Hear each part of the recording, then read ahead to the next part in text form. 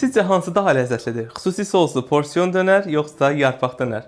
Mən seçim arasında qalsam hansını seçəcəyimi bilmərəm, çünki ikisi də bir-birindən ləzzətli görünür. Resept çox sadədir. Restoranlardakı yarpaq dönərini hazırlamaq istəyirsinizsə, ətinizi blenderda farş halına gətirin, bir ədəd soğanın yalnız suyunu, duz, istiot əlavə edib qarışdırın. 2 yağlı kağızın arasında belə nazik qatmanla bükməyə başlayın. Öncə 180 dərəcədə, daha sonra isə 200 dərəcəlik sobada başlayın bişirməyə. Porsiyon dönərin yanına xüsusi sos hazırlayacağam. Sarımsaqlı sos, xamalı mayonez, pendir sosu, zeytunlu mayonezi qarışdırıram bir-birinə. Üzərinə xırda doğradığım qırmızı soğan, turşu xiyar, qoz və şüydə əlavə edirəm. Duz, istiotdan qarışdırıram. Ətlər bu formada bişdikdən sonra porsiyon dönərdən necə olursa o formada başlayıram kəsməyə. Düyünün üzərinə ətləri, isti-isti hazırladığınız tomatlı sos, qabın kənarlarına közlənmiş tərəvəzlər və üzərinə isti əridilmiş kərəyağ əlavə edirik. Dönərimiz də çox sadədir. Mayonez, pomidor, xiyar, turşu xiyar və ətlərimizi əlavə edirəm. Hər ikisi çox ləzzətli idi. Mütləq siz də sınayın.